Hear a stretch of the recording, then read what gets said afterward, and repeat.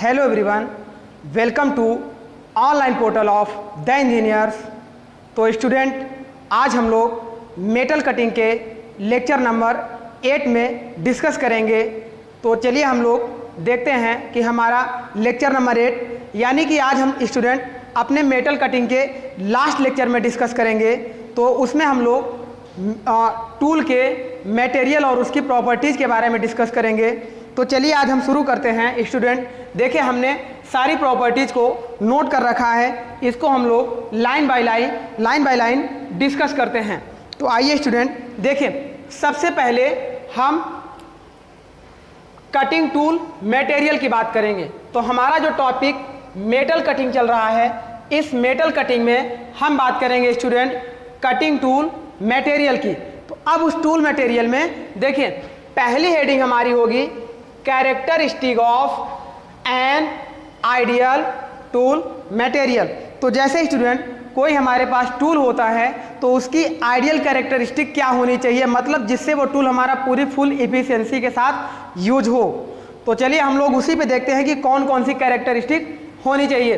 तो देखिए स्टूडेंट, सबसे पहले हमारी पहली कैरेक्टरिस्टिक की अगर हम बात करें तो इस पे हमने लिखा हुआ है tool material must remains harder than workpiece material. इसका मतलब आप भी समझते हैं कि जब हम किसी वर्कपीस को टूल के थ्रू काटेंगे तो अगर हमारा टूल हार्डर होगा वर्कपीस के मटेरियल से तभी हमारा वर्कपीस कटेगा। अदरवाइज अगर वर्कपीस हार्डर हो जाएगा टूल के मटेरियल से तो हमारा टूल ही घिसाव करने लगेगा। तो पहली ये जो हमारी प्रॉपर्टीज होती है कि tool material is harder than workpiece material, इसी प्रॉपर्टी को हम कहते हैं हॉट हार्डनेस। अभी हमने इसको हॉट हार्डनेस के नाम से जान रहे हैं। रेड हार्डनेस या रेड हॉट हार्डनेस अभी हम नहीं बोल रहे हैं। यहीं पे देख लीजिए, अगर ये रेड हार्डनेस होता तो इसका मतलब आप समझते हैं वो क्या होता है, वो भी समझ लीजिए कि जैसे सपोज करिए जब हम टूल की लगातार मशीनिंग करते चले जा रहे हों तो टूल क्या होगा, हीट होता चला जाएगा और वो अपने मेल्टिंग टेम्परेचर से बिलो टेम्परेचर पर हीट हो जाएगा। लेकिन उसके बावजूद भी उस टेम्परेचर पर अगर टूल हमारा लगातार वर्किंग करता रहे, उस कंडीशन पे हम उस टेम्परेचर को रेड हॉट हार्डनेस कहते हैं और टूल की ऐसी प्रॉपर्टी को रेड हॉटनेस प्रॉपर्टीज के नाम से जानते हैं। तो इस तरीके से वो हमारा टूल अपनी रेड हार्डनेस प्रॉपर्टीज पे सेफ तरीके से वर्किंग करेगा, तो उसे हम red hardness property of tool material कहते हैं। तो चलिए ये हमारा हो गया पॉइंट नंबर 1। अब हम पॉइंट नंबर 2 की बात करते हैं। तो देखिएगा, पॉइंट नंबर 2 में हमारा है the material must withstand excessive wear even through the relative hardness of the tool workpiece. इसी को हम लोग वियर रेजिस्टेंस बोलते हैं। वियर मतलब जो टूल हमारा वियर हो रहा था, जैसे हमने बताया था जब टूल के वियर के बारे में हमने आपको पढ़ाया था तो फ्लैंक वियर बताया था जो टूल की फ्लैंक फेस पे होता था, और क्रेटर वियर बताया था जो टूल की रैक फेस पे होता था। तो यहाँ पर देखिएगा, इनका मतलब यही है कि टूल मटेरियल ऐसा होना चाहिए जिसमें वियर रेजिस्टेंस प्रॉपर्टी हो, यानी कि वियर के प्रतिरोध में एक प्रॉपर्टी हो जिससे टूल का वियर हमारा ना हो सके। इस तरीके से ये प्रॉपर्टीज हमारी होती है। चलिए नेक्स्ट बात करते हैं हम लोग, पॉइंट नंबर 3 की ओर बढ़ते हैं। The material must have sufficient strength and ductility to withstand shocks and vibration। मतलब देखिए, यहाँ देखिएगा, प्रिवेंट ब्रेकेज होने से पहले जो हमारे टूल में शॉक और वाइब्रेशन या ब्रेकेज होने के समय जो हमारे टूल में शॉक और वाइब्रेशन को एब्जॉर्ब करने की कैपेसिटी होती है, ऐसी प्रॉपर्टीज होनी चाहिए और ऐसी प्रॉपर्टी को हम टफनेस के नाम से जानते हैं। तो इस तरीके से ये हमारा नेक्स्ट पॉइंट होता है। चलिए अगले पॉइंट की ओर हम लोग बढ़ते हैं। नेक्स्ट पॉइंट हमारा है द कोफिशिएंट ऑफ फ्रिक्शन। आप जानते हैं जब चिप हमारा स्लाइड करता है टूल की रैक फेस के ऊपर से तो वहाँ पर एक फ्रिक्शन जनरेट होता है, उसी फ्रिक्शन को वहाँ पर एक कोफिशिएंट हम लगाते हैं, कोफिशिएंट ऑफ फ्रैक्शन। तो वो उसी की बात हो रही है कि coefficient of fraction at the chip tool interface, वही जो चिप मारी जा रही है टूल की रैक फेस के ऊपर से, उसी को बोलते हैं chip tool interface, must remain low. ये हम कह रहे हैं कि जो कोफिशिएंट होगा वो मिनिमम होना चाहिए, लो होना चाहिए, minimum wear and reasonable surface finish, जिस वजह से हमारे टूल का वियर कम से कम हो और मशीनिंग की सरफेस बेटर तरीके से स्मूथ हो। तो इस तरीके से ये हमारी नेक्स्ट जो है कंडीशन होती है या कैरेक्टरिस्टिक होती है। तो इस तरीके से इतनी कैरेक्टरिस्टिक हमारी टूल में होनी चाहिए एक आइडियल कटिंग कंडीशन करने के लिए। अब चलिए आगे हम लोग बढ़ते हैं स्टूडेंट, देखते हैं कि कितने तरीके का टूल मटेरियल हम यूज करते हैं। तो सबसे पहले हम बात करेंगे, अगर हम टाइप्स ऑफ टूल मटेरियल की बात कर रहे हैं, मतलब कितने तरीके के टूल मटेरियल का यूज हम करेंगे, तो उसमें देखिए जो हम लोग पहले टूल मटेरियल की बात कर रहे हैं वो हमारा होगा हाई कार्बन स्टील। इसी को हम लोग बोलते हैं HCS के नाम से जानते हैं। और हाई कार्बन स्टील में आप जानते हैं कि देखिए स्टील की प्रॉपर्टीज आप समझते हैं कि जो परसेंटेज ऑफ कार्बन होता है वो स्टील की प्रॉपर्टीज को डिसाइड करता है। तो 2.2% से कम अगर परसेंटेज ऑफ कार्बन होता है तो उसे हम स्टील कहते हैं। अब उसमें भी देखिएगा स्टील हमारी कितने तरीके की होती है, पहली लो कार्बन स्टील, फिर मीडियम कार्बन स्टील, फिर हाई कार्बन स्टील, फिर हाई स्पीड स्टील। तो इस तरीके से प्लेन कार्बन स्टील भी होता है, तो इस और वाइट कार्बन स्टील भी होता है। तो इस तरीके से हमारा होता है स्टील। इसमें से जिन स्टील की यूज करते हैं उनमें सबसे पहले हम हाई कार्बन स्टील का यूज करते हैं।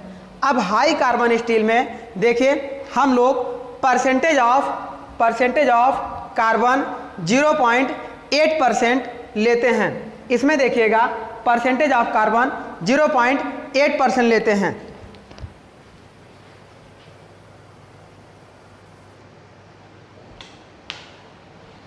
अब देखिएगा परसेंटेज ऑफ कार्बन हमारा हाई कार्बन स्टील में 0.8% रखते हैं और कटिंग वेलोसिटी जो हम बात कर रहे हैं वो 5 से 6 मीटर पर मिनट।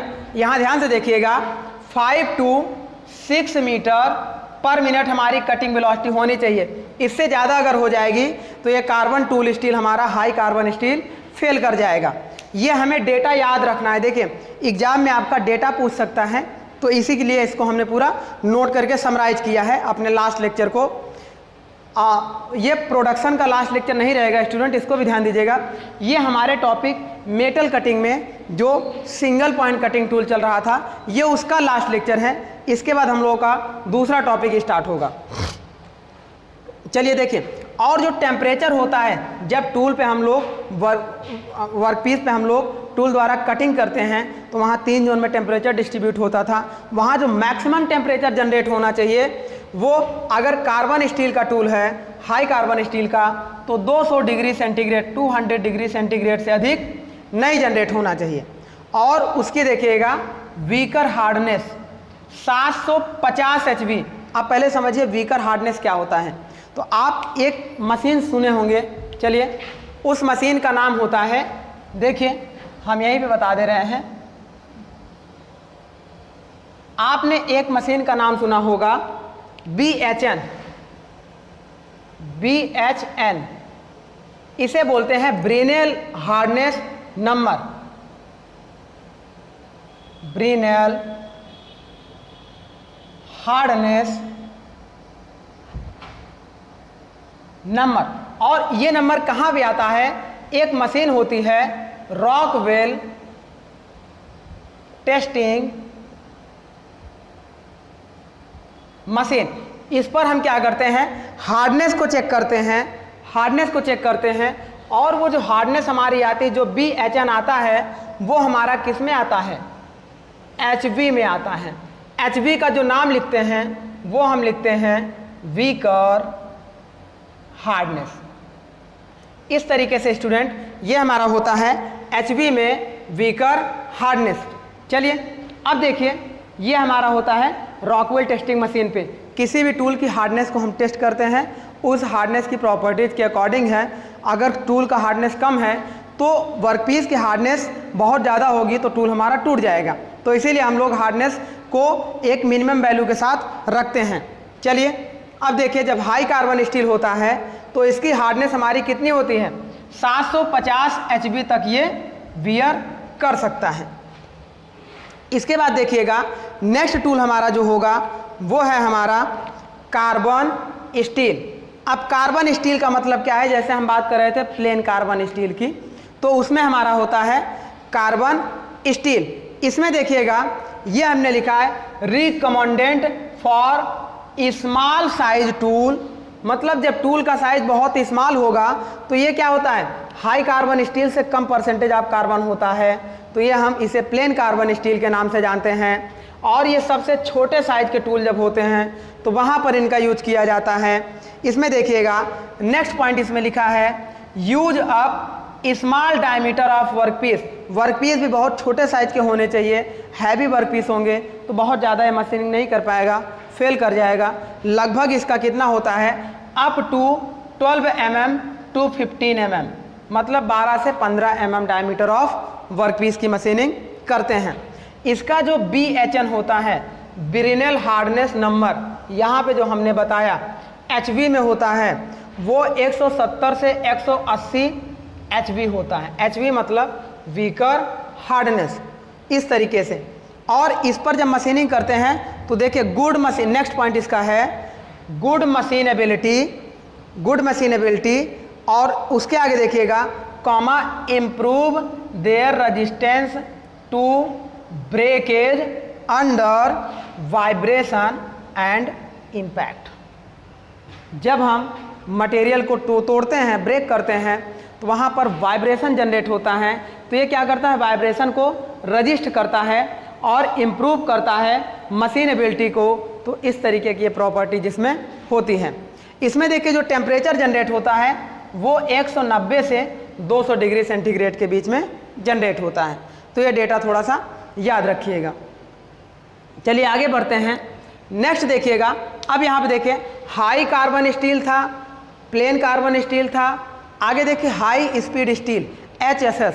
ये क्या होता है, देखिए हाई कार्बन स्टील से 2 से 3 गुना ज़्यादा स्ट्रेंथ इसकी होती है, उससे 2 से 3 गुना ज़्यादा कटिंग वेलोसिटी इस पे हम यूज कर सकते हैं। तो यहाँ देखिए सबसे पहले अब इसमें देखिए एक 1841, ये फार्मूला याद रखिएगा, बहुत ही फर्स्ट ईयर में इसको हम लोगों को रटाया जाता है, डिप्लोमा में, बीटेक में, किसी में भी।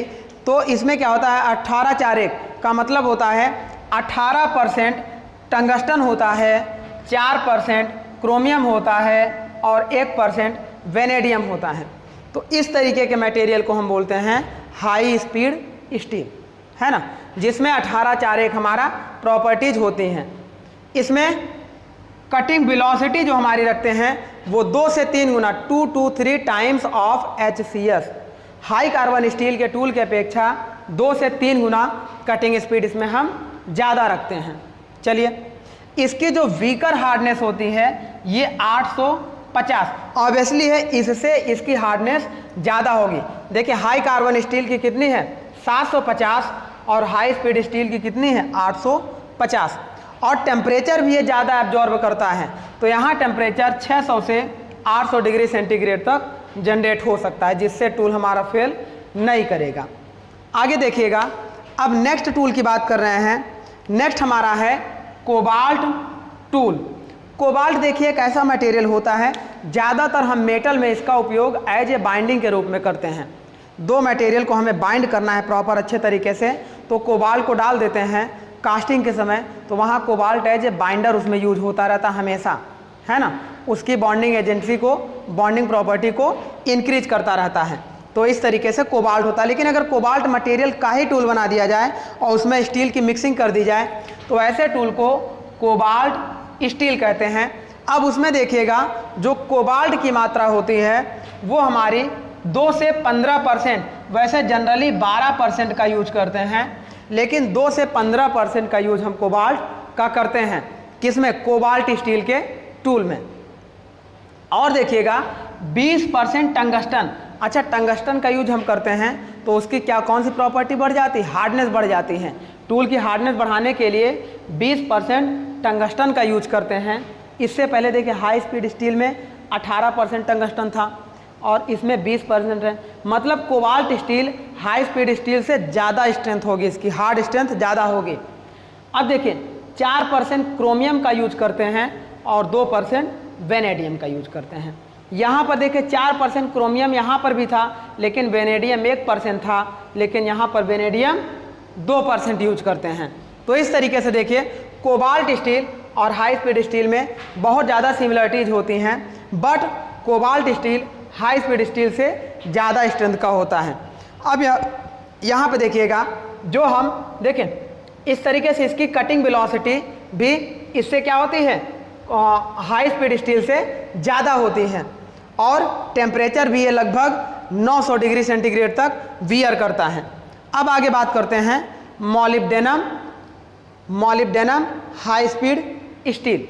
देखिए यदि हम हाई स्पीड स्टील में मॉलिब्डेनम को मिला देते हैं तो उस टूल को कहते हैं molybdenum high speed steel tool.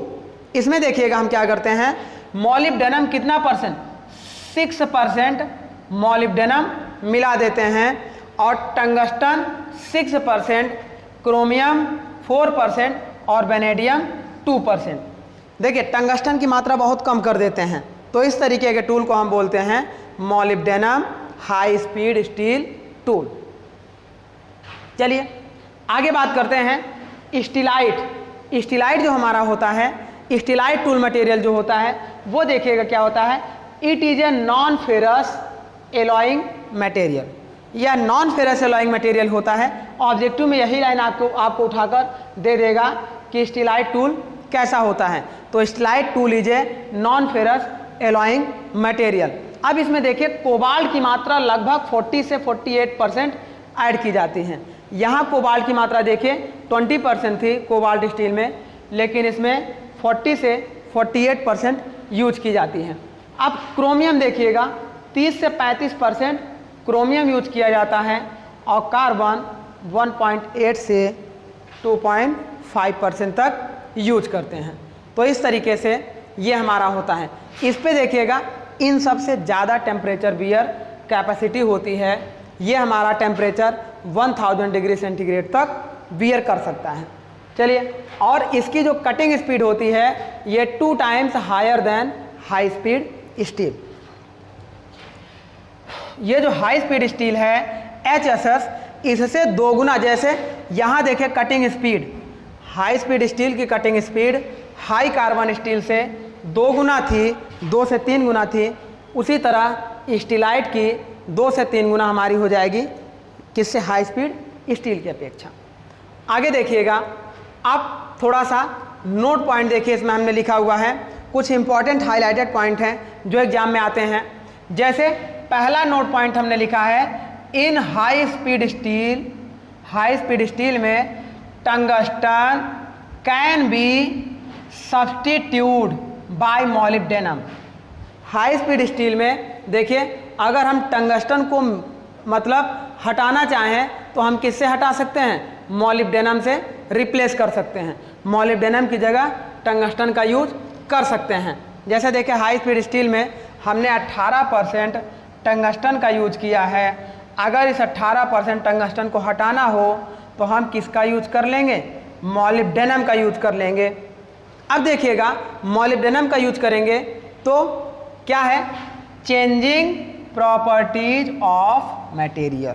जब मॉलिब्डेनम का यूज करेंगे तो जो टूल की प्रॉपर्टी है वो थोड़ा सा चेंज हो जाएगी। इस तरीके से ये लाइन याद रखिएगा, ये इंपॉर्टेंट पॉइंट है एग्जाम के पॉइंट ऑफ व्यू से। आगे देखिए, in comparison to high speed steel, यदि हाई स्पीड स्टील की बात कर रहे हैं, use higher contents of vanadium. यदि हम हाई स्पीड स्टील की बात कर रहे हैं तो अदर की अपेक्षा वेनेडियम की मात्रा उसमें ज़्यादा यूज करते हैं, है ना। नेक्स्ट पॉइंट देखिएगा, सुपर हाई स्पीड स्टील। एक कभी पूछा गया है क्वेश्चन एक बार, और जान लीजिए आगे पूछा भी जा सकता है जेई वगैरह में, ये ईएस में पूछा गया है ये क्वेश्चन। इस तरीके का पॉइंट पूछा गया है। तो इसमें क्या है, देखिए पूछा गया है कि सुपर हाई स्पीड स्टील क्या होता है।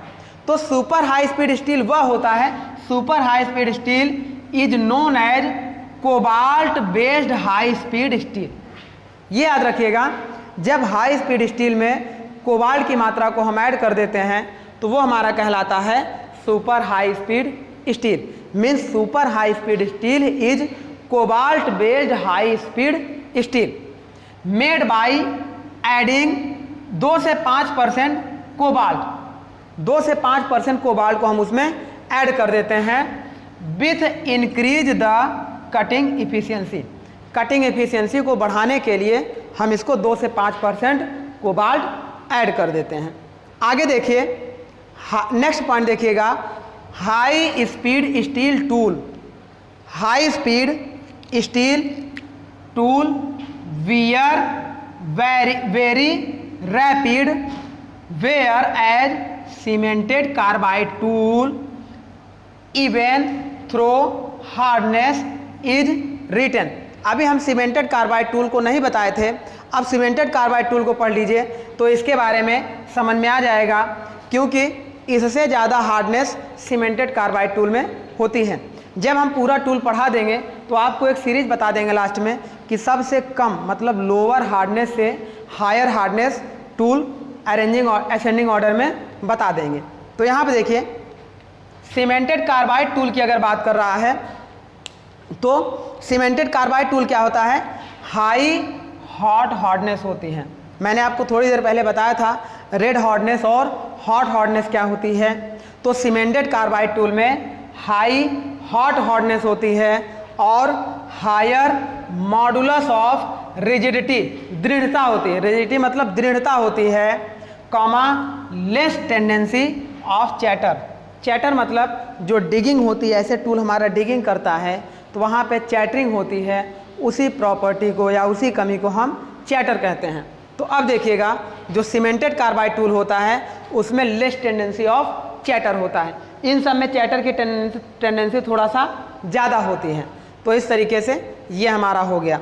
आगे देखिएगा, इसमें नेक्स्ट पॉइंट था, cobalt and tungsten are used as a binder in cemented carbide. मैंने आपको बताया भी था थोड़ी देर पहले कि कोबाल्ट का यूज एक बाइंडर के रूप में करते हैं, और लेकिन इसमें देखिए कोबाल्ट और टंगस्टन दोनों का उपयोग हम एज ए बाइंडर करते हैं।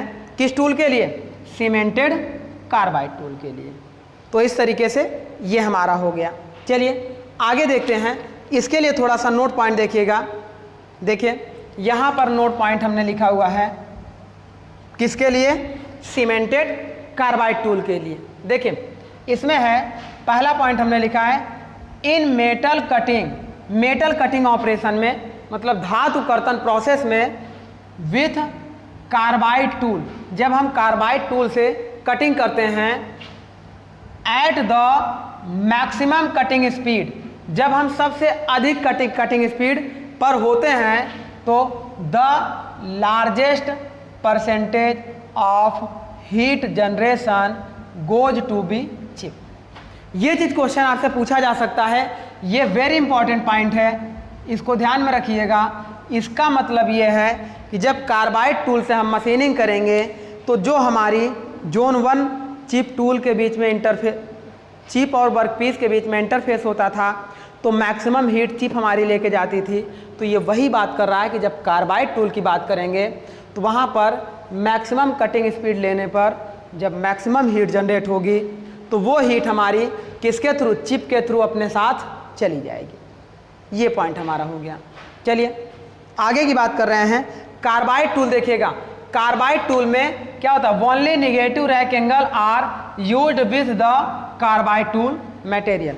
जी याद रखिएगा, ये भी इम्पॉर्टेंट है, ये भी इम्पॉर्टेंट पॉइंट है, इसको भी याद रखिएगा कि कार्बाइड टूल में हमेशा नेगेटिव रेक्टेंगल का उपयोग करते हैं। नेक्स्ट पॉइंट देखिए, टंगस्टन कार्बाइड।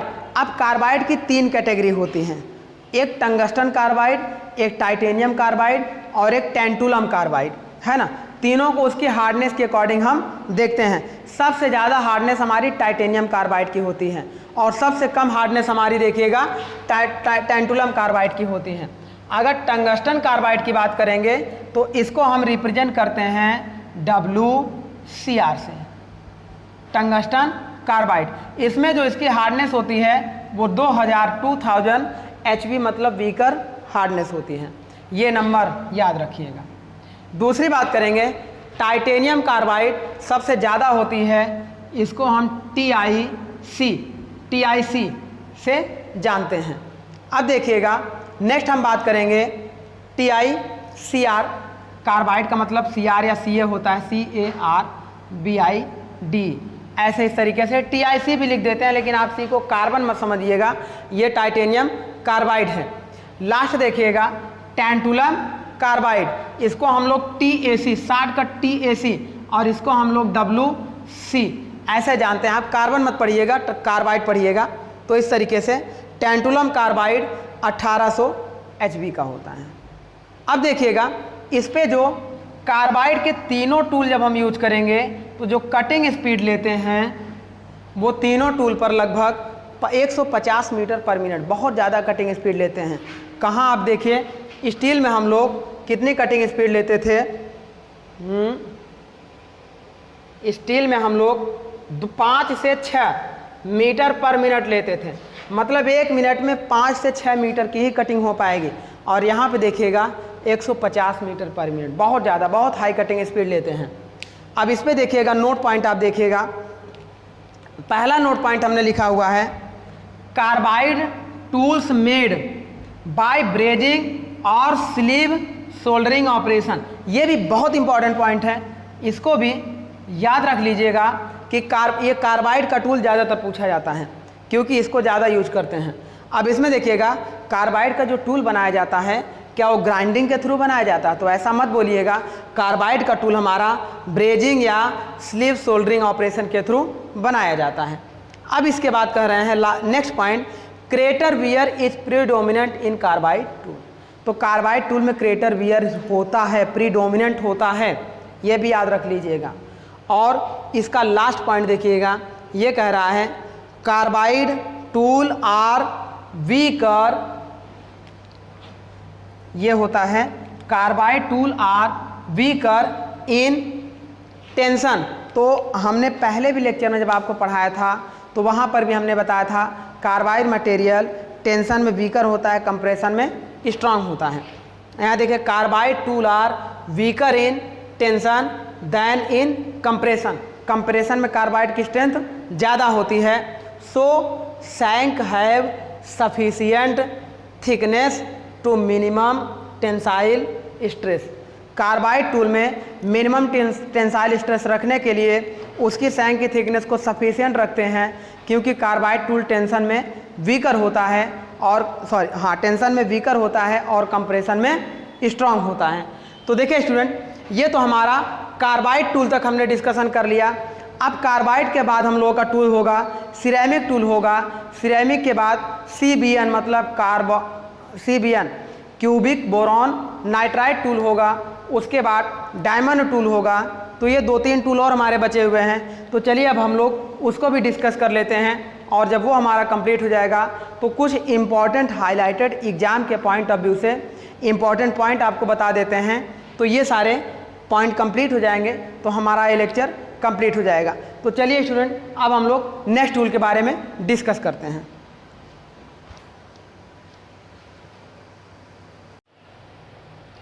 चलिए स्टूडेंट, देखिए हम लोग लेक्चर नंबर 8 की ओर डिस्कस कर रहे थे। तो हम लोगों ने लेक्चर नंबर 8 में कटिंग टूल मटेरियल के बारे में डिस्कस कर रहे थे। उसी के आगे हम लोग नेक्स्ट कटिंग टूल मटेरियल की बात करेंगे। जैसे हम लोग कार्बाइड के बारे में डिस्कस किया था, तो कार्बाइड हम लोगों ने 3 तरीके से देखा था, एक टंगस्टन कार्बाइड, एक टाइटेनियम कार्बाइड और एक टैंटुलम कार्बाइड। तो चलिए अब उसके आगे सिरेमिक के बारे में डिस्कस करते हैं। नेक्स्ट टूल मटेरियल हमारा देखिए हो जाएगा सिरेमिक, है ना। तो अब इस सिरेमिक पे देखिएगा, जब सिरेमिक टूल का यूज करते हैं तो उसकी cutting speed maximum 400 metre per minute लेते हैं। Cutting speed 400 metre per minute, मतलब ये किससे, आपका पिछले वाले टूल से इसकी कटिंग स्पीड ज़्यादा होती है, कार्बाइड से इसकी कटिंग स्पीड अधिक रखते हैं। अब टेम्परेचर की बात करेंगे तो इसका टेम्परेचर 2200 डिग्री सेंटीग्रेड के अप्रॉक्स बियर कर सकता है। और अगर देखिएगा यहाँ पे इसके बनाने के प्रोसेस की बात करते हैं तो देखिए ये क्वेश्चन ऐसे पूछा जाता है जैसे ceramic tool is made by cool processing of aluminium oxide. इस लाइन को याद रखिएगा कि जब हम सिरेमिक टूल को बनाते हैं तो वो ऐसा ही 4 ऑप्शन देगा, जिसमें से एक ऑप्शन ये रहेगा कि ceramic tool is made by cool processing of aluminium oxide. तो ये समझिएगा cool processing of aluminium oxide के माध्यम से सिरेमिक टूल को बनाते हैं। अब आगे बढ़िए, नेक्स्ट टूल मटेरियल हमारा है यूकॉन। यूकॉन से जो टूल बनाया जाता है उसको देखते हैं। देखिए यूकॉन को समझिएगा, दिस इज न्यूबियम बेस्ड एलॉय। यह यूकॉन क्या होता है, नियोबियम बेस्ड एलॉय होता है। नियोबियम जैसा कि आप पीरियोडिक टेबल में देखेंगे तो एक नियोबियम मटेरियल होता है। तो ये इंपॉर्टेंट लाइन याद रखिएगा यूकॉन के लिए, this is niobium based alloy. और इसे जो डेवलप किया जाता है तो उसे देखिए डेवलप्ड बाय, ये जरूरी है याद रखना कि जब इस टूल को डेवलप किया जाता है किससे, नियोबियम बेस्ड बनाकर, तो उसमें 50% कोलंबियम होता है, 30% टाइटेनियम होता है और 20% टंगस्टन होता है। तो देखिए डियर स्टूडेंट, इसमें ये देखिएगा आप 50% कोलंबियम, 30% टाइटेनियम और 20% टंगस्टन होता है। 50, 30, 80 और 20 100%। तो इस तरीके से हमारा कौन सा टूल बनता है, यूकॉन टूल बनता है। और इस टूल का उपयोग देखिएगा किसके लिए करते हैं, it is suitable for cast iron and speed steel made by rolling process. जब हम कास्ट आयरन और स्पीड स्टील के वर्कपीस की मटेरियल की मशीनिंग करते हैं तो उस समय यूकॉन टूल का उपयोग करते हैं। और कभी क्वेश्चन आपसे ये भी पूछा जा सकता है छोटा सा, यूकॉन टूल किस प्रोसेस के थ्रू बनाया जाता है। तो देखिए यूकॉन tool made by rolling process, ये याद रखिएगा, इसे हम रोलिंग प्रोसेस के थ्रू बनाते हैं। चलिए आगे हम बात करते हैं। नेक्स्ट हमारा टूल हो गया कास्ट हार्ड एलॉय, है ना, कास्ट हार्ड एलॉय। इस पे देखिएगा ये क्या है, this tool is suitable for making यूकॉन टूल। अब समझिए ये जो यूकॉन टूल हम रोलिंग प्रोसेस के थ्रू बना रहे थे, तो इसमें जिस टूल का उपयोग रोलिंग करने के लिए करते हैं वो कौन सा टूल होता है, कास्ट हार्ड एलॉय। देखिए ये सब एक दूसरे से रिलेटेड होते हैं और क्वेश्चन बनते हैं। अगर हमें यूकॉन टूल को खुद बनाना हो या यूकॉन टूल पर कटिंग एज जनरेट करनी हो तो उस समय हम रोलिंग प्रोसेस का उपयोग करते हैं। और वो रोलिंग प्रोसेस हमारा जो होता है वो कैसा टूल होता है, वो कास्ट हार्ड एलॉय होता है। तो इस तरीके से, और इस कास्ट हार्ड एलॉय को जब बनाना होता है तो इसे हम कास्टिंग प्रोसेस के थ्रू बनाते हैं। इस टूल को हम कास्टिंग प्रोसेस के थ्रू बनाते हैं। और उसके बाद जब मशीनिंग करने के बाद इसकी एज हमारी ख़राब हो जाती है तो फिर हम उसे रीग्राइंड कर लेते हैं ग्राइंडिंग से। चलिए नेक्स्ट टूल देखिएगा CBN। देखिए CBN क्यूबिक बोरॉन नाइट्राइट, इस तरीके से हमारा टूल होता है क्यूबिक बोरॉन नाइट्राइट CBN। ये भी एक हार्डर टूल होता है। इसका देखिए जो हार्डनेस स्ट्रेंथ होती है लगभग 4100 HB मतलब वीकर हार्डनेस, है ना। और इस पे जो कटिंग स्पीड रखते हैं देखिए 600 से 700 मीटर पर मिनट रखते हैं। देन अब देखिएगा एक चीज़ समझिए, क्यूबिक बोरॉन नाइट्राइड होता है। तो इसमें देखिएगा ये लाइन थोड़ा सा समझिएगा, इसे ज़रूरी है पढ़ना क्योंकि इसके बारे में क्वेश्चन बनता है। तो जो हमारा ये टूल बनता है ये क्यूबिक फॉर्म में, क्यूबिक स्ट्रक्चर में होता है और किसका बनता है, बोरॉन प्लस नाइट्राइड का बनाया जाता है। तो इसमें देखिए जो बोरॉन होता है वो अपने हेक्सागोनल स्ट्रक्चर में होता है। यहाँ देखिए boron has hexagonal structure but when it is heated under certain temperature and pressure it is converted into cubic form. तो देखिए जो बोरॉन मटेरियल हमारा होता है वो हेक्सागोनल शेप में होता है, और जब उसे एक हम सर्टेन प्रेशर और टेम्परेचर पर हीट अप करते हैं तो वो कैसे शेप में आ जाता है, क्यूबिक यानी क्यूब के शेप में आ जाता है। हेक्सागोनल मतलब समझ रहे हैं खड़भुज होता है, और क्यूब मतलब जैसे घन हमारा होता है, तो क्यूबिक शेप में आ जाता है। तो इस तरीके से हमारा टूल बनता है CBN, cubic boron nitride.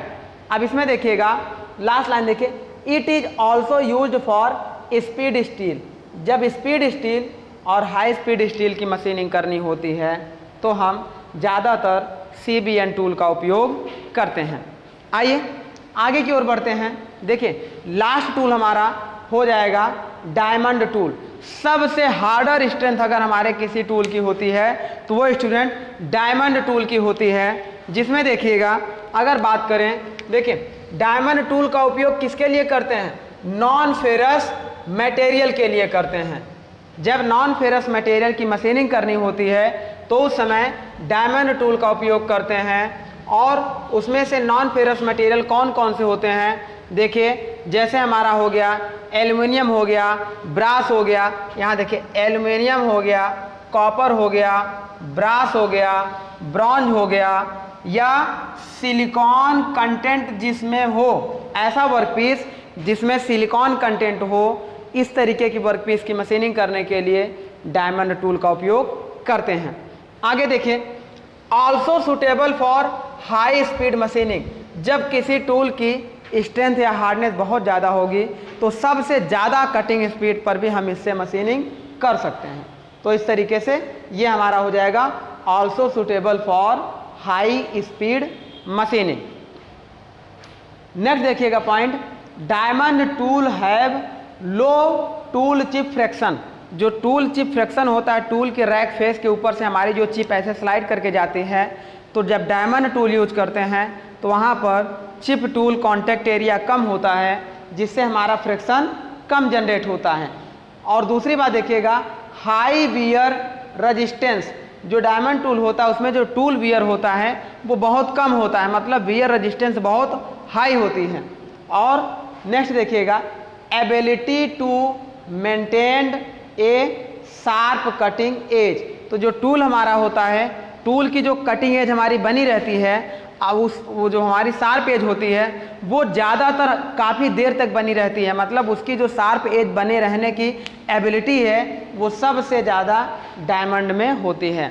Means हम कह सकते हैं कि रीग्राइंड करने के लिए बहुत कम ज़रूरत पड़ती है, यानी कि टूल लाइफ इसकी सबसे ज़्यादा होती है। आगे देखिएगा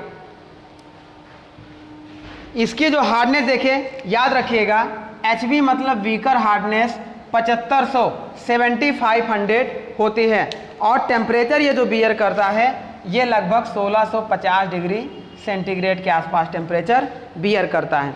इसकी सबसे हायर कटिंग स्पीड देखिए 1000 मीटर पर मिनट। एक मिनट में 1000 मीटर की मशीनिंग करने की कैपेबिलिटी इसमें होती है ना। अब देखिए थोड़ा सा, ये तो हमारा था डायमंड टूल। अब इसी में हम एक टेबल बनाए हुए हैं, इसमें देखिएगा कि जैसे कुछ इंपॉर्टेंट टूल हैं, हाई कटिंग स्पीड, हमने इधर हेडिंग डाली टूल मटेरियल और यहाँ पे लिख दिया मेकिंग प्रोसेस, किस प्रोसेस से ये हमारे टूल बनाए जाते हैं। तो अगर हमारे हाई स्पीड स्टील की बात करेंगे या स्टील टूल की बात करेंगे तो स्टील टूल हमारा फोर्जिंग प्रोसेस के थ्रू बनाया जाता है, फोर्जिंग प्रोसेस के थ्रू बनाया जाता है। और उसके बाद देखिएगा एक टूल होता है हमारा स्टीलाइट। अब स्टीलाइट के बारे में अगर आपको हम बताना चाहें तो अभी आपको स्टीलाइट के बारे में डिस्कस करते हैं कि स्टीलाइट हमारा क्या मटेरियल होता है। इसमें इंपॉर्टेंट पॉइंट में हमने लिखा हुआ है। पहले देखिए स्टीलाइट टूल को हम रोलिंग कास्टिंग प्रोसेस के थ्रू बनाते हैं, और यूकॉन जो टूल हमारा होता है, देखिए यहाँ पे ये जो हमारा यूकॉन टूल था इसको हम मेड बाय रोलिंग करते थे, तो यहाँ पर भी देखिए यूकॉन टूल को हम किसके थ्रू बनाते हैं, रोलिंग के थ्रू बनाते हैं। और लास्ट में देखिएगा सीमेंटेड कार्बाइड जो टूल हमारा होता है वो हम किसके थ्रू, पाउडर मेटलर्जी के थ्रू बनाते हैं। तो इस तरीके से इम्पॉर्टेंट था ये, इसे भी नोट कर लीजिएगा अपने नोट में। तो ऐसे ये हमारा पूरा टूल मटेरियल कंप्लीट होता है। अब देखिए स्टूडेंट, ये हमारा टॉपिक चल रहा था मेटल कटिंग। कन्वेंशनल मशीनिंग में हम लोग टॉपिक लेके चल रहे थे मेटल कटिंग, जिसमें हम लोगों का टॉपिक था single point cutting tool operation या geometry of single point cutting tool. अब इसमें क्या करते हैं, कुछ और हाईलाइटेड पॉइंट हम इम्पॉर्टेंट एग्जाम से रिलेटेड इम्पॉर्टेंट जो हैं उनको भी डिस्कस करते हैं, क्योंकि ये टॉपिक हमारा एंड हो रहा है। तो उस पर देखिएगा, जब इन टूल के हार्डनेस की बात करेगा तो एक क्वेश्चन ये भी बनता है कि अपर से लोअर हार्डनेस की तरफ टूल की रैंकिंग या ऑर्डर को डिसाइड करिए।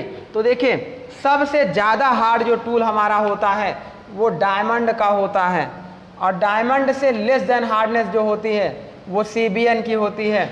सेकेंड, थर्ड नंबर पे सीमेंटेड कार्बाइड होता है, और फोर्थ नंबर पे सिरेमिक होता है। देन लास्ट नंबर पे हमारा क्या होता है, स्टील होता है। तो सबसे पहले हमारा डायमंड होता है, फिर CBN मतलब क्यूबिक बोरॉन नाइट्राइड होता है, फिर हमारा होता है सीमेंटेड कार्बाइड, फिर हमारा होता है सिरेमिक, देन लास्ट में हमारा होता है स्टील। तो इस तरीके से ये लाइन भी याद रख लीजिएगा। अब चलिए कुछ इंपॉर्टेंट पॉइंट्स के बारे में डिस्कस कर लेते हैं। जैसे हमारा देखिएगा, एक पॉइंट हमने लिखा, अच्छा कोबाल्ट टूल, कोबाल्ट टूल के बारे में भी देख लीजिए, ये भी इंपॉर्टेंट पॉइंट है। जब कोबाल्ट टूल के बारे में पूछता है तो कोबाल्ट टूल होता क्या है, देखिए अभी यहीं पर हम बता रहे थे एक स्टीलाइट मटेरियल के बारे में। तो अब देखिए दोनों आपको एक साथ क्लियर हो जाएगा।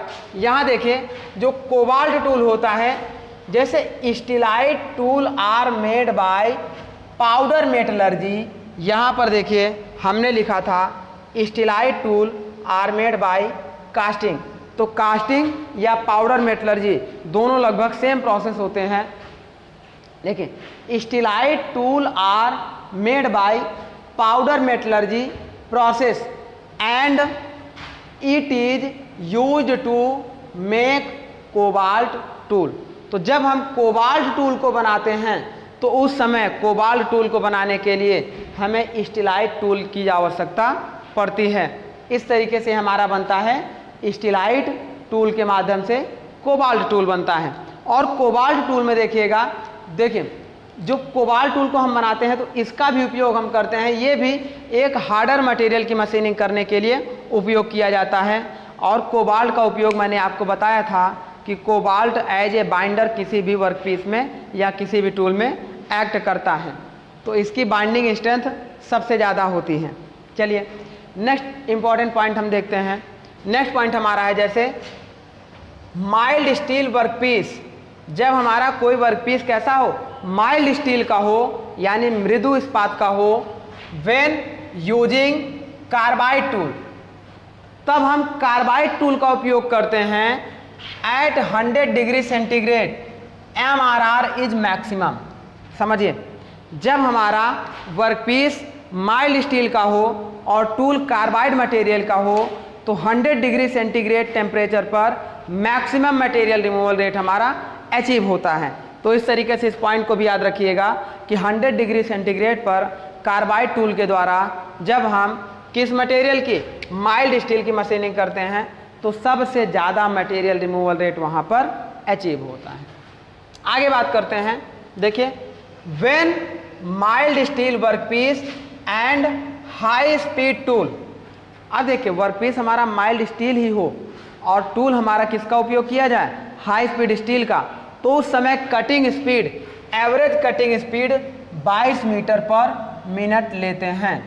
22 मीटर पर मिनट लेते हैं, 22 मीटर पर मिनट लेते हैं। अब चलिए नेक्स्ट पॉइंट की ओर बढ़ते हैं। अगला पॉइंट देखिए क्या है। नेक्स्ट पॉइंट हमारा है for high speed steel tool. जब हम हाई स्पीड स्टील टूल की बात करते हैं तो उस समय रिलीफ एंगल 20 से 30 डिग्री रखते हैं, 20 से 30 डिग्री रखते हैं। एंड कार्बाइड टिप्ड टूल के लिए रिलीफ एंगल 3 से 10 डिग्री रखते हैं।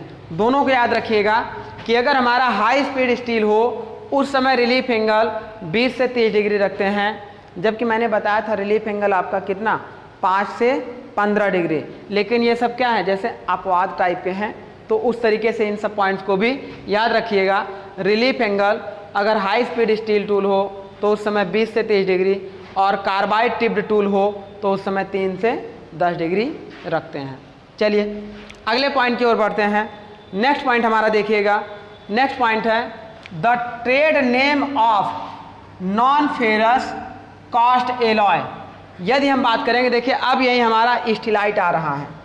देखिए the trade name of non ferrous cast alloy, जो नॉन फेरस कास्ट एलॉय होता है उसका ट्रेड नेम हमारा स्टीलाइट होता है, और वो किसके थ्रू बनता है? इज कंपोज्ड ऑफ, कंपोज्ड मतलब मिक्स करके बनाया जाता है, कोबाल्ट, क्रोमियम एंड टंगस्टन। देखिए याद रखिएगा, स्टीलाइट टूल जो हमारा होता है वो कोबाल्ट, क्रोमियम और टंगस्टन के माध्यम से मिलाकर बनाया जाता है। अब इसका ही ट्रेड नेम किसका? नॉन फेरस कास्ट एलॉय का ही ट्रेड नेम स्टीलाइट होता है। ये भी वेरी वेरी इंपॉर्टेंट पॉइंट है, क्वेश्चन पूछा गया है और आगे पूछा भी जा सकता है, तो इसे भी याद रखिएगा। स्टीलाइट टूल मटेरियल हमारा जो होता है वो किसके किसके थ्रू बनता है? कोबाल्ट, क्रोमियम और टंगस्टन को मिलाकर। चलिए आगे बात करते हैं। इस पे देखिएगा, जो टेम्परेचर जनरेट होता है वो approx 1100 degree centigrade, 1100 degree centigrade temperature हम मैक्सिमम जनरेट कर सकते हैं, उस पर कटिंग आसानी से हो सकती है। अगला पॉइंट देखिएगा, optimum angle of cutting tool is depend upon workpiece material. अगर हम बात करेंगे, देखिए ऑप्टिमम एंगल, चाहे साइड कटिंग एंगल हो, चाहे इंड कटिंग एंगल हो, चाहे साइड रिलीफ, चाहे इंड रिलीफ, चाहे रैक एंगल हो, है ना, तो वो सारे जो ऑप्टिमम एंगल हैं कटिंग टूल के, वो किस पर डिपेंड करते हैं? वर्कपीस के मटेरियल पर डिपेंड करते हैं। अगर हार्डर वर्कपीस है तो नेगेटिव रैक एंगल लेते हैं, सॉफ्टर वर्कपीस या डक्टाइल वर्कपीस है तो पॉजिटिव रैक एंगल लेते हैं, इस तरीके से। या ब्रास है तो जीरो रैक एंगल लेते हैं। तो कुल मिलाकर हमारा जो कटिंग स्पीड का, कटिंग टूल का जो एंगल होता है वो किस पे डिपेंड करता है? वर्कपीस के मटेरियल पर। चलिए आगे की बात करते हैं। नेक्स्ट पॉइंट देखिएगा, the strength of cutting tool. Strength of cutting tool, जो कटिंग टूल की स्ट्रेंथ हमारी होती है, देखिए सबसे ज़्यादा कटिंग टूल की स्ट्रेंथ अगर पूछेगा तो रैक एंगल पर डिपेंड करती है, और लेकिन अगर किस किस पर डिपेंड करती है तो वो देखिएगा रैक एंगल, लिप एंगल और क्लियरेंस एंगल पर डिपेंड करती है। तो इस तरीके से जो कटिंग टूल की स्ट्रेंथ होती है वो रैक एंगल, लिप एंगल और क्लियरेंस एंगल पर डिपेंड करती है, लेकिन सबसे ज़्यादा किस पे डिपेंड करती है? रैक एंगल पे डिपेंड करती है। चलिए आगे की बात करते हैं। नेक्स्ट पॉइंट देखिएगा,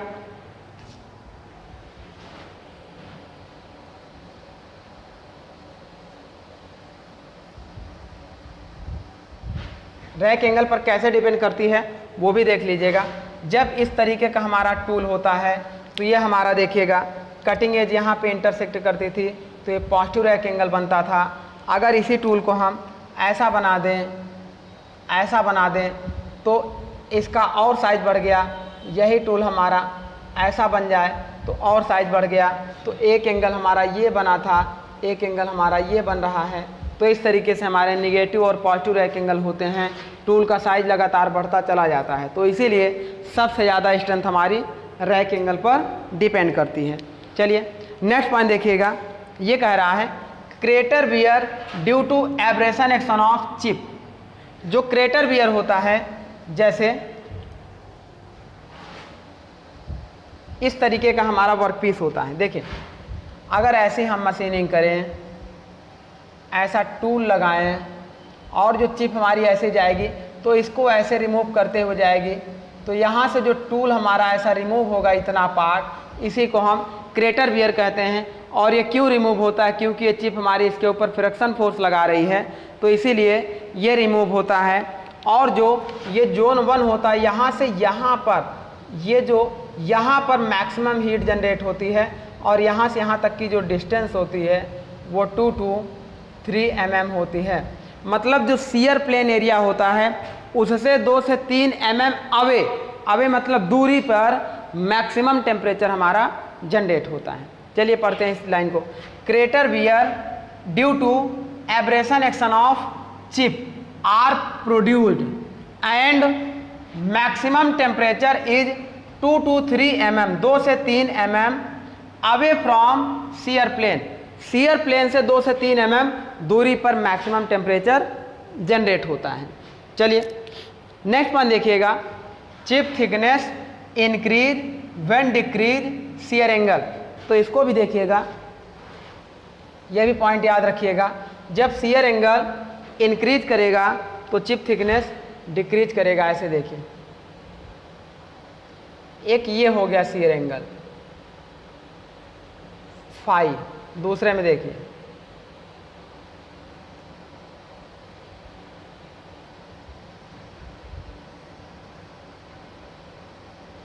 एक ये हो गया शियर एंगल फाई। ये शियर एंगल ज़्यादा है, ये शियर एंगल कम है।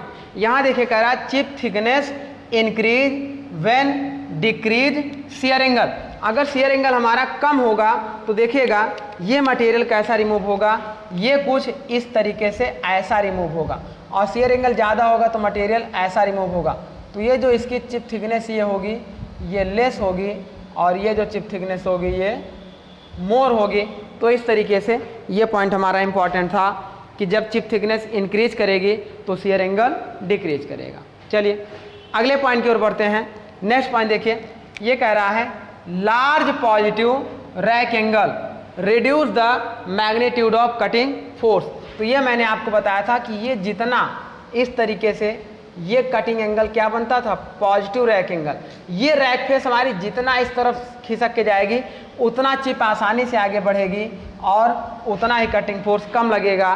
तो ये बात देखिए, ध्यान रखिएगा, जब पॉजिटिव रैक एंगल लार्ज हो तो हमारा कटिंग फोर्स क्या हो जाता है, कम हो जाता है। चलिए आगे की ओर बढ़ते हैं। नेक्स्ट पॉइंट देखिएगा, स्पेसिफिक कटिंग एनर्जी। जब कटिंग एनर्जी हम लगाते हैं तो वहाँ पे देखिएगा specific cutting energy used for establishing machinability of the metal depend upon the coefficient of fraction comma microstructure workpiece hardening.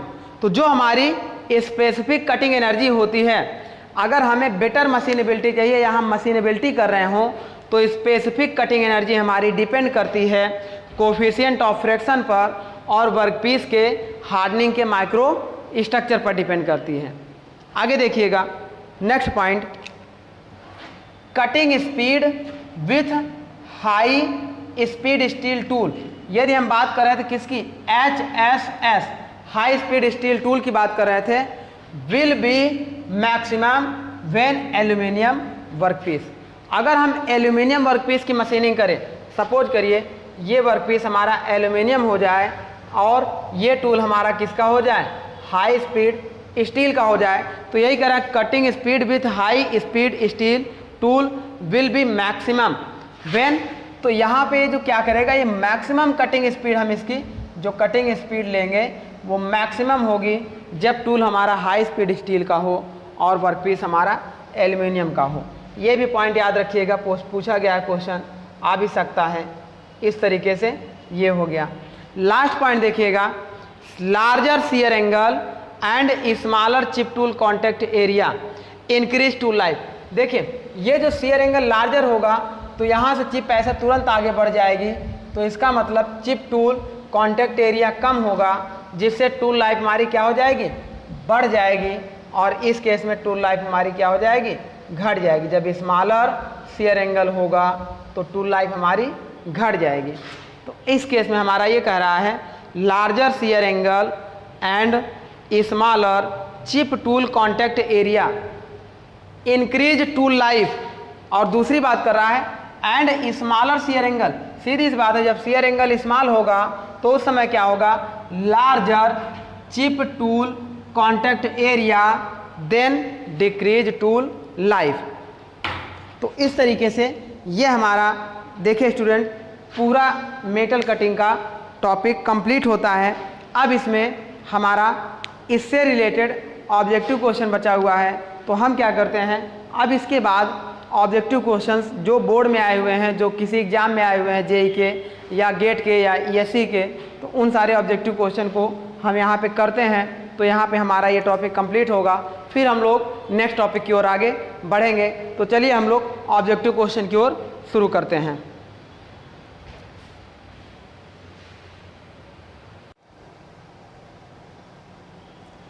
चलिए स्टूडेंट, हम लोग अपने टॉपिक से रिलेटेड ऑब्जेक्टिव क्वेश्चन को कर लेते हैं। तो जैसा कि हमने लास्ट टॉपिक आपका टूल मटेरियल के बारे में डिस्कस किया था, तो उसी से रिलेटेड ऑब्जेक्टिव क्वेश्चन हम लोग करते हैं। आइए सबसे पहले क्वेश्चन 1 की शुरुआत करते हैं।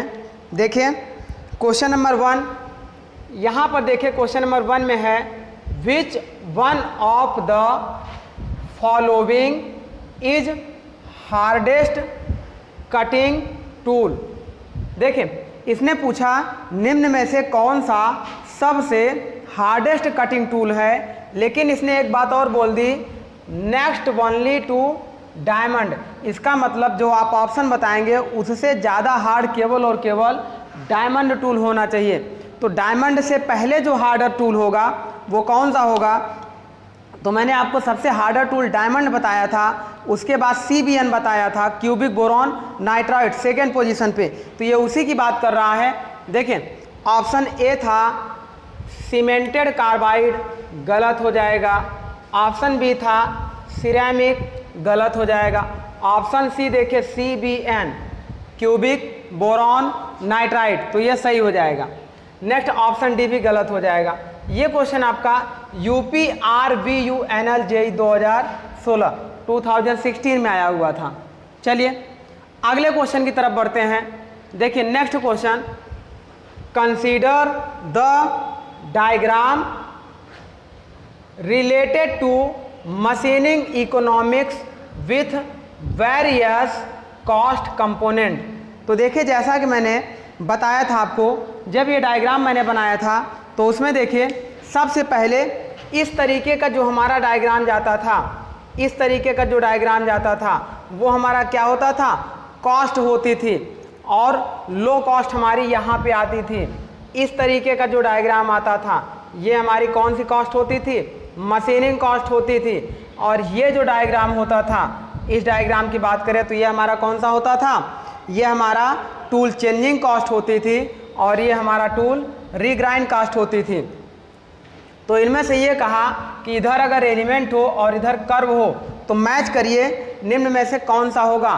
देखिए अगर ऑप्शन ए की बात करें मशीनिंग कॉस्ट, अब इसमें 1 2 3 4 कौन सा कर्व मैच करेगा? देखिए 1 2 3 4 5, तो इस तरीके से अब हम मैच कराएंगे।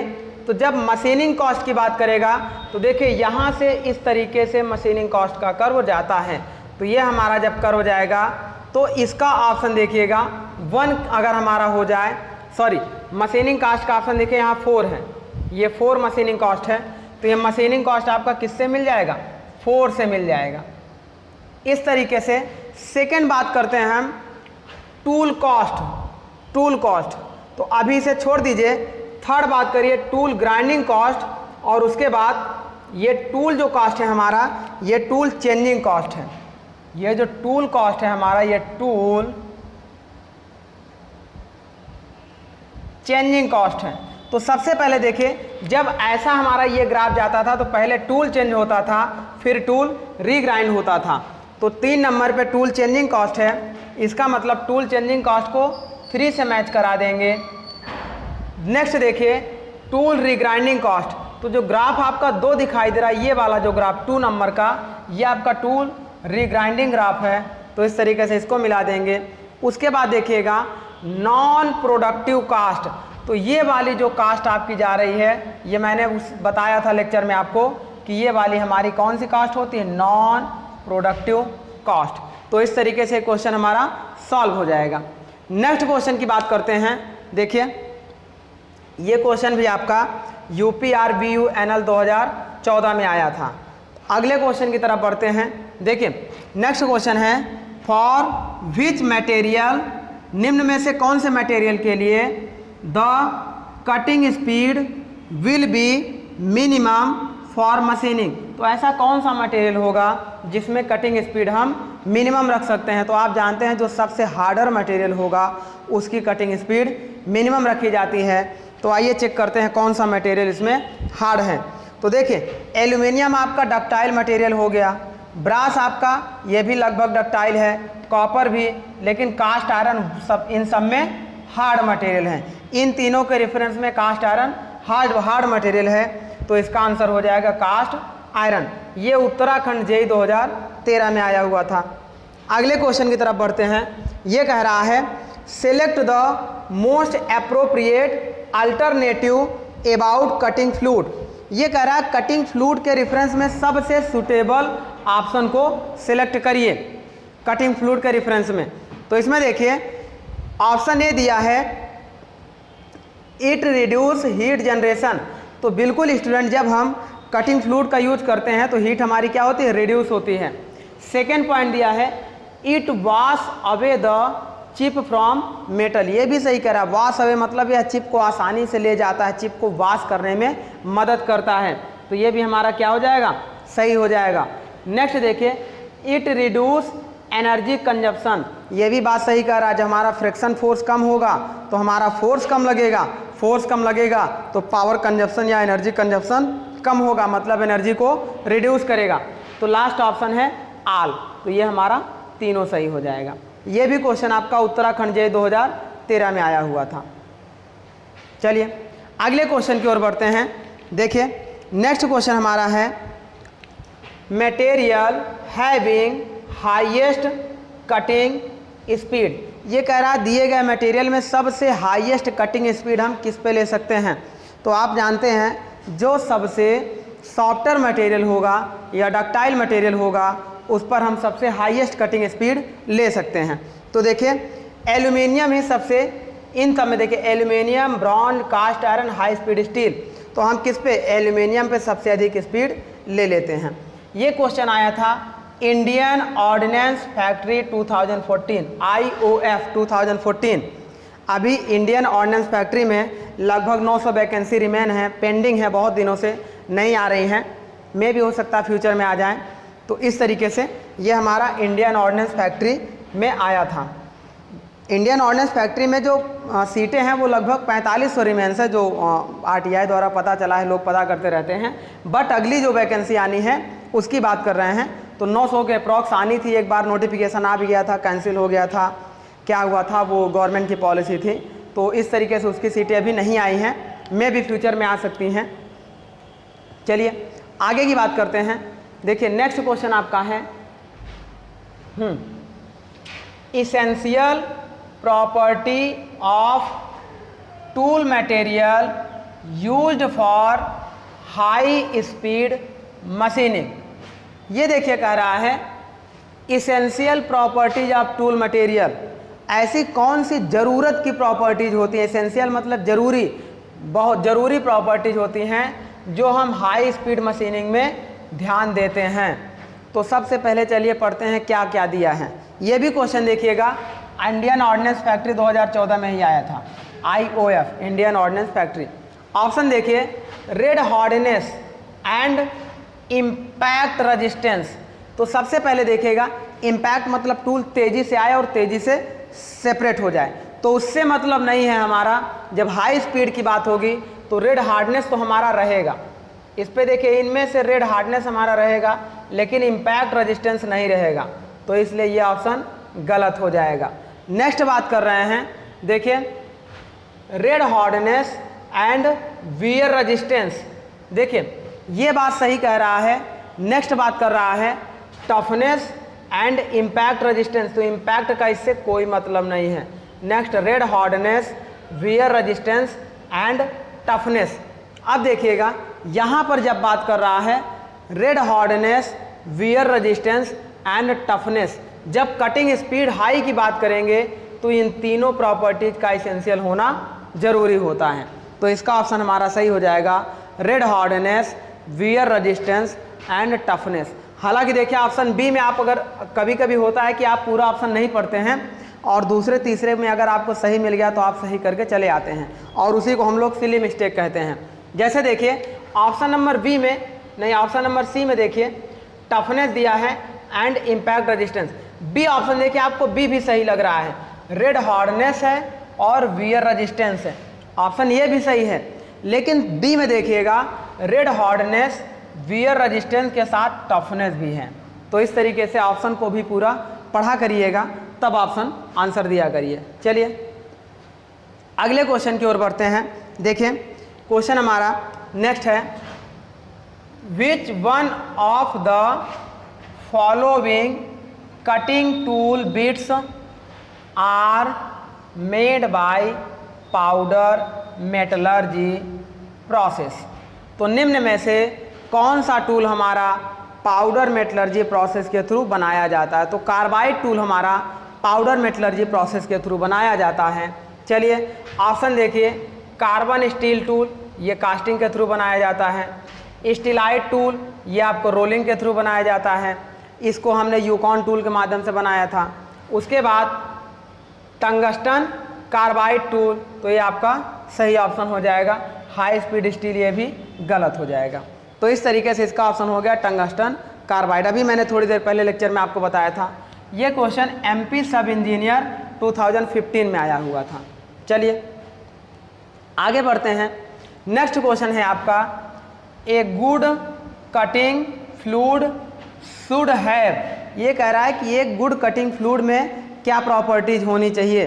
तो हमने आपको बताया था विस्कोसिटी लो होनी चाहिए, डेंसिटी लेस होनी चाहिए, थर्मल कंडक्टिविटी बहुत ज़्यादा होगी तभी तो अपने साथ हीट को फ्लो करके ले जाएगा।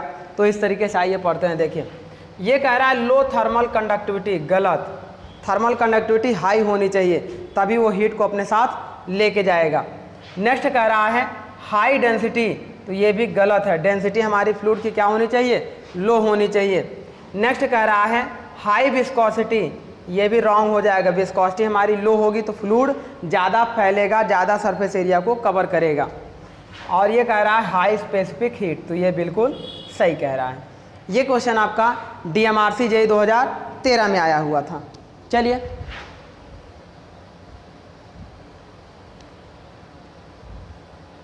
अगले क्वेश्चन की ओर हम लोग बढ़ते हैं। नेक्स्ट क्वेश्चन हमारा देखिए, ceramic cutting tool are made by. Ceramic का कटिंग टूल जो हमारा होता है वो किसके द्वारा बनाया जाता है?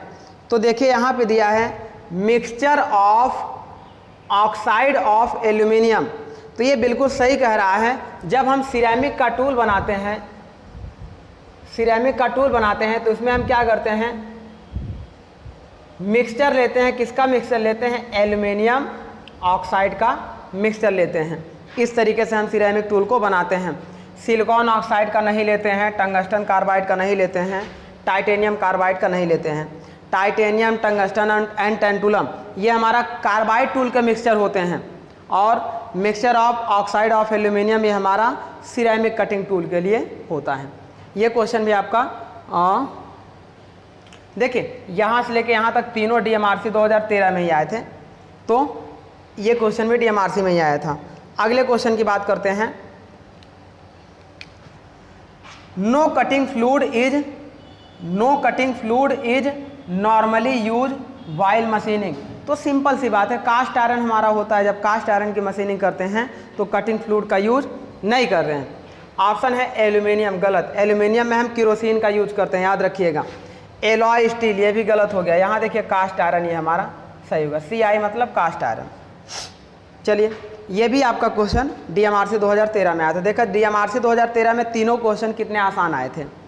आगे की बात करते हैं। Next question, the binding material used in cemented carbide tool. तो हम जानते हैं सीमेंटेड कार्बाइड टूल में बाइंडिंग एजेंट के रूप में जो काम किया जाता है वो किसका किया जाता है? कोबाल्ट का यूज करते हैं। Cobalt use as a binding material. तो इस तरीके से इस पे ऑप्शन देखिएगा। ऑप्शन ए है निकिल, गलत हो जाएगा। ऑप्शन बी है कोबाल्ट, सही हो जाएगा। ऑप्शन सी कार्बन है और क्रोमियम है, गलत। ये क्वेश्चन SSC JEE, देखिए अच्छा क्वेश्चन था, SSC JEE 2014 में आया हुआ था। केवल आपको ध्यान से याद रख के जाना है। अब आगे देखते हैं अगले क्वेश्चन की तरफ, वो भी SSC JEE 2014 में आया है। क्वेश्चन है the tool material which has high heat and wear resistance. तो देखिए ऐसा कौन सा टूल है जिसमें हाई हीट रेजिस्टेंस और वियर रेजिस्टेंस होना चाहिए? तो हमने आपको सीरीज में जो बताया था जैसे डायमंड टूल हमने बताया था, डायमंड के बाद CBN टूल हमने बताया था, CBN के बाद सिरेमिक बताया था, और सिरेमिक के बाद कार्बाइड बताया था, कार्बाइड के बाद स्टील। ये सिंबल आपके इस तरफ बढ़ते चले जाएंगे। तो इस तरीके से हमने आपको सीरीज बताई थी। अब इन सीरीज में ये कह रहा है the tool material which has high heat and wear resistance. तो ऑप्शन देखिए, ceramic, carbon steel, cemented carbide और एलॉय स्टील। तो देखिएगा अगर इन सब में बात करें, देखिए सिरेमिक में, कार्बन स्टील में, सीमेंटेड कार्बाइड में और एलॉय में, तो जब कार्बाइड के साथ सीमेंटेड को मिला दिया जाता है तो वो हमारा हाई हीट और हाई वियर रेजिस्टेंस टूल बन जाता है। तो ये भी याद रखिएगा, इसका आंसर होगा सीमेंटेड कार्बाइड। नेक्स्ट क्वेश्चन देखिएगा, high speed steel belong to the category of dash dash steel. जो हाई स्पीड स्टील है वो किस कैटेगरी से बिलोंग करता है? तो वो एलॉय स्टील से बिलोंग करता है। हाई स्पीड स्टील का जो टूल बनता है वो एलॉइंग ऑफ स्टील का बनता है। वहीं पे आपको बताए थे हम कौन कौन सा, 1841, टंगस्टन, क्रोमियम और वेनेडियम। तो वही हमारे एलॉइंग स्टील होते हैं। तो इसका ऑप्शन क्या हो जाएगा? Alloy steel. ये क्वेश्चन आपका RRB सेक्शन इंजीनियर मुंबई 2010 में आया हुआ था। चलिए अगले क्वेश्चन की ओर बढ़ते हैं। नेक्स्ट क्वेश्चन हमारा देखिए, ये कह रहा है the main alloying elements in high speed steel. तो हमने बताया वही alloying element tungsten, chromium, vanadium, 1841। तो यहाँ देखिए वेनेडियम, क्रोमियम, टंगस्टन, यही ऑप्शन सही हो जाएगा। इसमें देखिए गलत दिया है, क्रोमियम टंगस्टन है लेकिन टाइटेनियम दे दिया है। इसमें देखिए टंगस्टन, टाइटेनियम, वेनेडियम दे दिया है, टाइटेनियम यहाँ दे दिया है। इसमें क्रोमियम, टाइटेनियम, वेनेडियम, टंगस्टन नहीं दिया है। ये सब गलत हो गए। ये क्वेश्चन भी आपका MP सब इंजीनियर 2016 में आया हुआ था। चलिए अगले क्वेश्चन की तरफ बढ़ते हैं। नेक्स्ट क्वेश्चन है आपका, for cutting tool material which is the correct order to increasing hot hardness। Hot hardness को इंक्रीज करने का करेक्ट ऑर्डर हमारा क्या हो जाएगा? तो ऐसे देखिएगा, सबसे पहले देखिएगा जैसे हाई स्पीड स्टील है, इससे भी ज़्यादा जो इंक्रीज करेगा वो कार्बाइड करेगा, इससे भी ज़्यादा इंक्रीज करेगा वो डायमंड करेगा। तो ये पहला ऑप्शन ही सही सीक्वेंस में दिया है। सबसे ज़्यादा हमारा डायमंड का होगा, फिर कार्बाइड का होगा, तब हाई स्पीड स्टील का होगा। अलग अलग अदर ऑप्शन में देखिए क्या क्या दिया हुआ है। इसमें आपका दिया है पहले कार्बाइड फिर हाई स्पीड स्टील, तो ये गलत हो जाएगा, है ना। इस तरीके से फिर कार्बाइड, डायमंड, सबसे कम हाई स्पीड स्टील, ये भी गलत, यहाँ पर भी गलत। ये भी क्वेश्चन आपका MP सब इंजीनियर 2016 में आया था। चलिए अगले क्वेश्चन की तरफ बढ़ते हैं। देखिए नेक्स्ट क्वेश्चन आपका है, during metal cutting process. Metal cutting process के अंतर्गत temperature at job tool contact point, जो जॉब और टूल कांटेक्ट पॉइंट होता है वहाँ पर जो हम टेम्परेचर मेजर करते हैं, मेजर्ड बाई, किसके द्वारा मेजर करते हैं? तो ये कह रहा है वाट मीटर, गलत हो जाएगा। ये कह रहा है डायनमोमीटर, ये भी गलत हो जाएगा। पायरोमीटर, यस, टेम्परेचर मेजरमेंट करने की जो डिवाइस पायरोमीटर है इससे हम करते हैं। हाइड्रोमीटर भी गलत हो जाएगा। ये क्वेश्चन आपका आया हुआ था UP RBUNL 2014 में आया हुआ था। नेक्स्ट क्वेश्चन देखिएगा, ये कह रहा है power consumption in metal cutting. तो मेटल कटिंग में जो हमारा पावर कंजप्शन होता है, तो हमने आपको बताया था 3 तरीके के फोर्स होते हैं, FS, FT and FR। F होता है, ये हमारा क्या होता है? FC होता है, कटिंग फोर्स। ये हमारा होता है टेंजेंशियल फोर्स,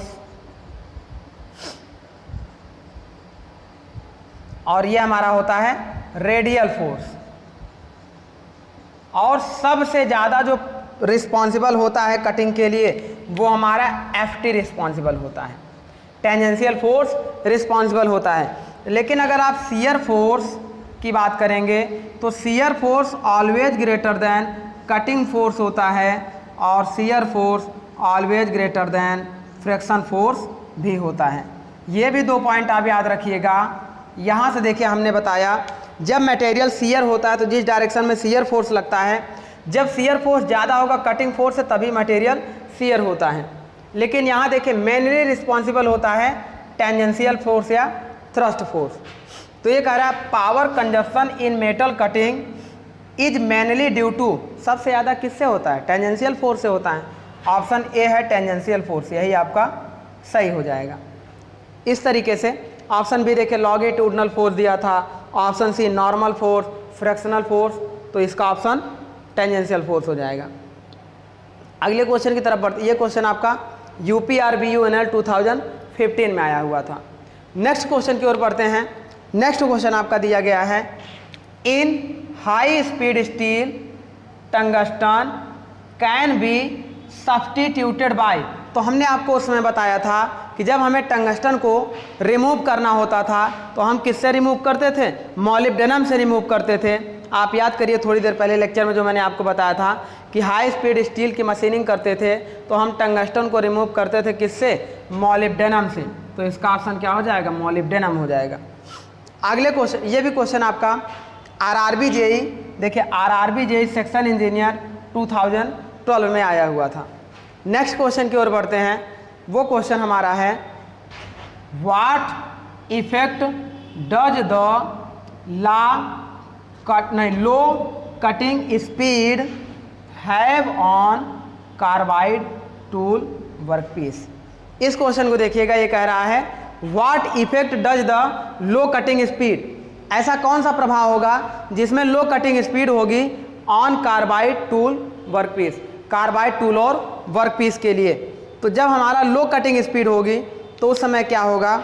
देखिए रिड्यूस टूल लाइफ, दूसरा कह रहा है इंक्रीज टूल लाइफ, तीसरा कह रहा है have no effect tool life, चौथा कह रहा है स्पॉइल वर्कपीस। तो अब देखिएगा जब कटिंग स्पीड आपकी लो होती है तो उस समय टूल लाइफ आपकी ज़्यादा होती है, और जब कटिंग स्पीड हाई होती है तो उस समय टूल लाइफ आपकी कम होती है। कैसे? देखिए